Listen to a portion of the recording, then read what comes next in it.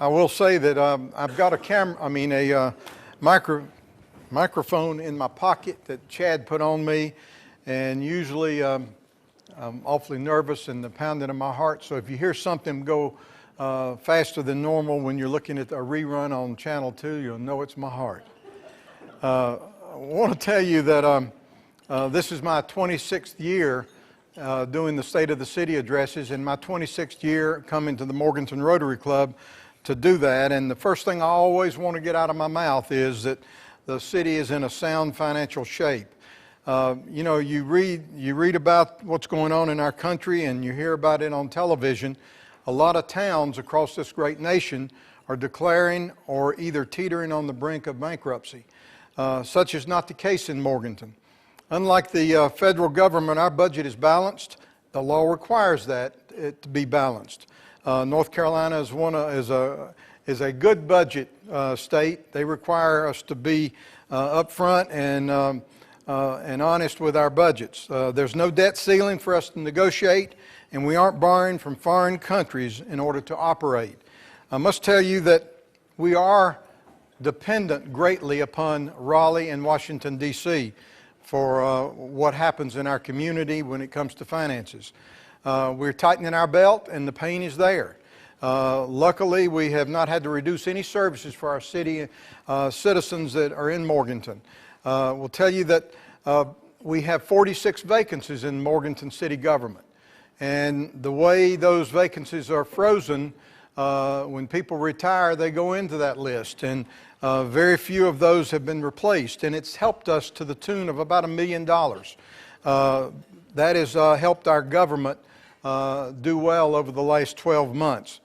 But our city employees have had to deal with this problem and had to work harder. And I hope you understand that we're very proud of all of our department heads as well as our manager. And we ask our people to work hard. And you don't really have to ask them, but they know what we're up against. And so they have all had to contribute to their health insurance this past year. That's the first time in my 26 years that that's happened. The longevity bonuses for full-time employees have been have been cut back. Part-time employees have been eliminated. So we're doing what it takes to make our city mean and lean. I must tell you that our guys are working hard. We've had to cut $150,000 off of the library budget that when we donate money, the airport, Morganton-Lenoir Airport, the Narcotics Task Force, and the economic arm of Burke County, the BDI, Burke Development, $150,000 totally. Our general fund budget is 5% lower than last year. Our capital budget is 7% lower than last year. So the belt tightening continues, ladies and gentlemen. On a positive note, Lamanna does a fabulous job, as she's done the last several years on collecting taxes, and we are also we're at the 99% figure, which is unheard of in the state of North Carolina. Our franchise tax revenue is up 2%, and you'll hear some of the reasons, I think, in a little while why the occupancy tax is up 13%. Sales tax is up 12%. I used to come to these State of the City addresses and tell you how our sales tax was down, but it's up. In the last few years, it's been this way. Solid waste fees are up 7%. We're monitoring our cash flow, and Karen Duncan, our finance director, invests our money in the safest possible place. And of course, the state monitors that. So we don't have the freedom to do what we just want to do. It's what they tell us that we can do.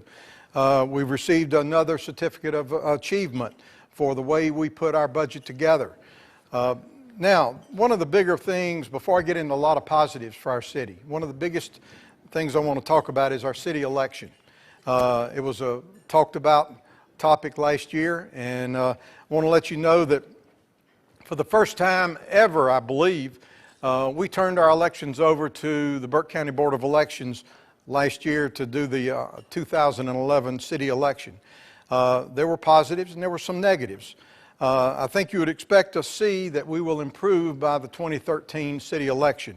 The election and election runoff method that we use in our community and the October vote is something that we're not the only ones that do that, and I'll tell you who they are in just a few minutes. But the type of election that we use is one of 4 methods that the state approves. And so we're not creating anything new. Some people think that we are, but we're not. In our city, you have to have 50% plus 1 to win an election in this community. And it mandates that if you don't have a winner, then it can be called for, or a runoff can be called for at the November election. There's 17 cities in North Carolina that do their elections like we do. Very formidable cities: Raleigh, Shelby, Statesville, Monroe, Rocky Mount, and a number of others. You know, some people say, well, you know, you can save a lot of money by doing your election in November and doing the most used way of elected people in a community, and that's the plurality method. We will talk about that in just a moment, but I will tell you that figures that we've had on what it would save us to do our election the way and move to the plurality method, we've never been given a stable figure. And not to say that it would make a lot of difference, because you know, elections are the basis for our democracy. And that's a foundation of our democracy. Would you want to build your foundation on your home, the cheapest possible method? I don't think you would. And you look at what happened in Florida 8 years ago with the presidential election. The way they did it wasn't exactly right, and there was a big problem in our country. The system that we use, as I said earlier, you've got to get 50% plus 1 to win the vote. Gastonia, is a big city now, does the plurality form. The mayor this past November won by 44% of the vote.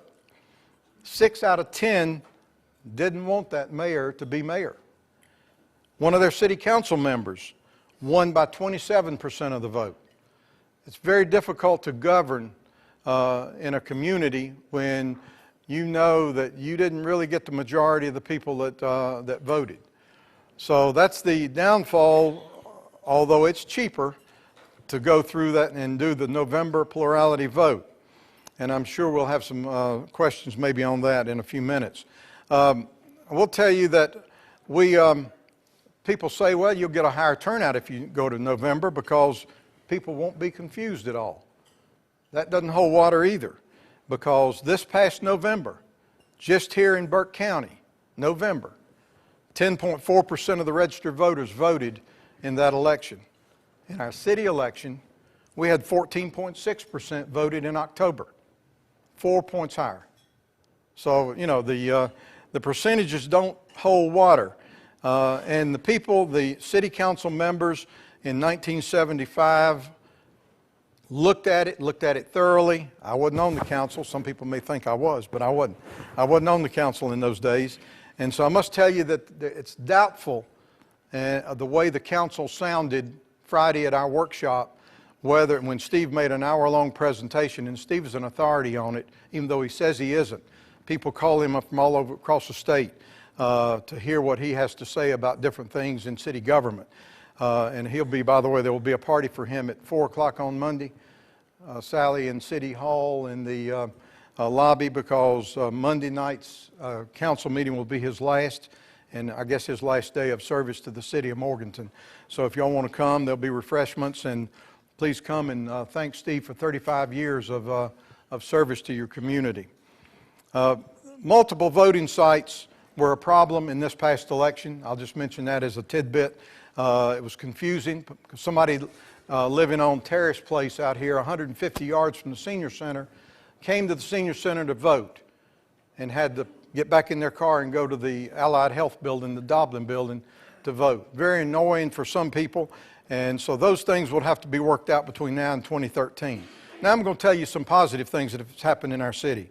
Our Development and Design Department, Lee Anderson's in the room with us, issued over 1,850 permits totaling $17 million in new construction and improvements to existing structures.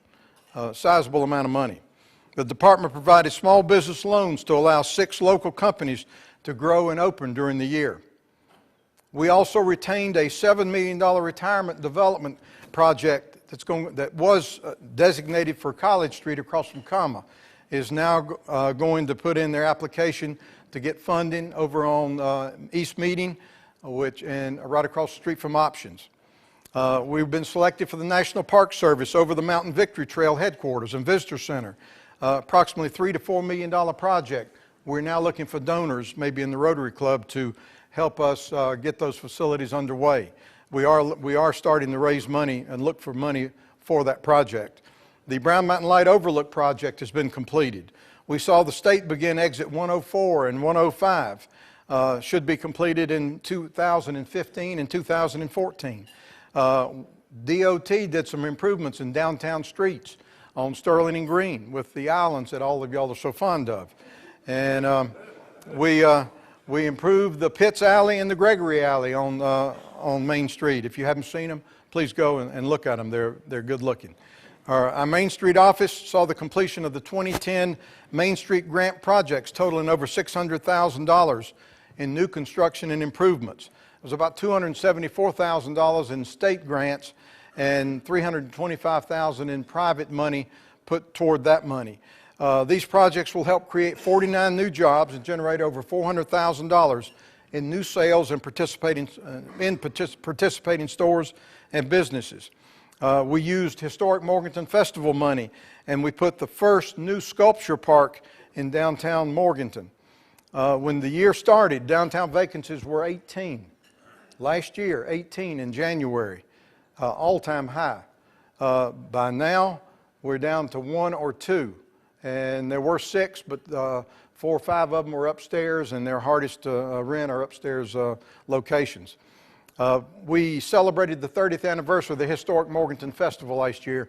By and large, we had the largest crowd we've ever had in its history, and we're working on getting ready to announce the 31st year's country music bands that'll be here. Recreation continued to receive national recognition for the 4th of July Red, White, and Bluegrass Festival, still named one of the top 20 events in the Southeast, and welcomed visitors from all over the United States and 5 foreign countries. Art in the Park was a small festival that started by the Recreation Department at Catawba Meadows again, and this year will be their second and probably a lot bigger than it was last year. Speaking of Catawba Meadows and talking about the hospitality tax increase, we had over 20 baseball and softball tournaments this past year, the past summer. 600 teams came to this community and participated, and people want to know, well, why did we see that high hospitality tax increase for our community? That's the reason, what Gary's doing and what we're doing in Morganton to bring people to the downtown, to all other areas of our community. So we're very fortunate. Public safety had 24,000 calls last year. No homicides in the city. Our public safety department needs to stand up and take a bow.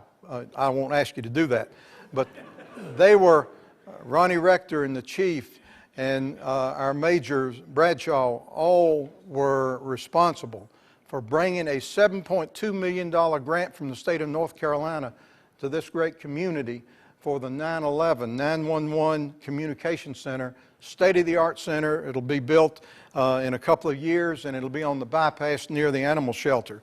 And our public safety department facilitated, wrote that grant, and for the entire county, and that's a testament to our public safety department.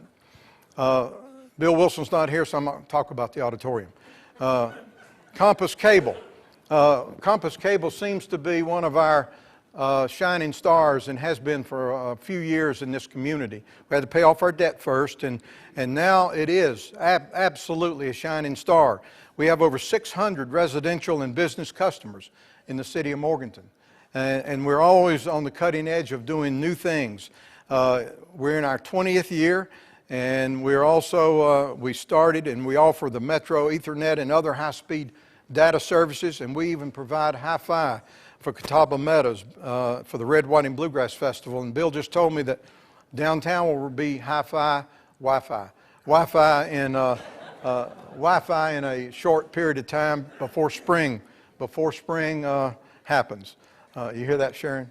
Our electric department, another shining star in our midst, because we have one of the finest electric departments in the state of North Carolina.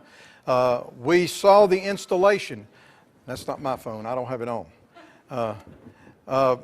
We saw the installation of the new solar system.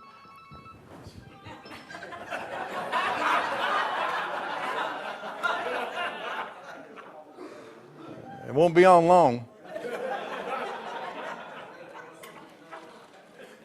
Anyway, we saw the installation of the largest solar system on a facility in the state of North Carolina.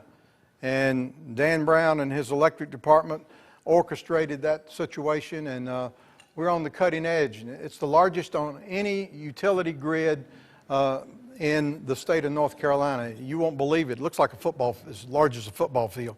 And I want you to understand that, that again, Electric Cities looks at us as a leader, and we are constantly a leader.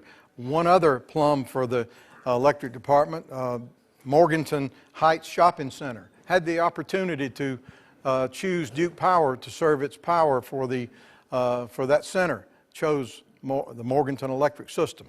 So that's a testament. You know, things are tough, but there are a lot of good things going on in our community. And again, I said it earlier, I'm proud of what our employees do. I'm proud of what our staff does. And we ask them to work hard, and they do.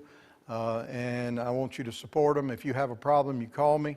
But generally speaking, we go in a day, and we work hard, and we do a great job.